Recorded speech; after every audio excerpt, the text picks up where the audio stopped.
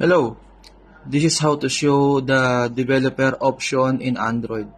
As you can see, click settings, go in additional settings, and wala siya. Wala yung developer option dyan. So ang gagawin nyo is punta ka sa About Phone, click this one, MIUI version, click 7 times. 1, 2, 3, 4, 5, 6, 7. As you can see now, you are now a developer, okay? Active na siya. So, pupunta ka dito uli. Punta ka ng additional settings.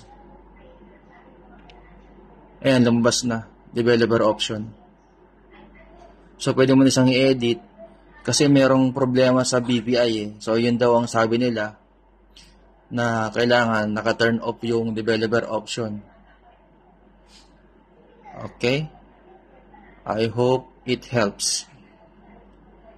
Off. Punta ka uli. So, wala na. Naka-off na siya. Okay?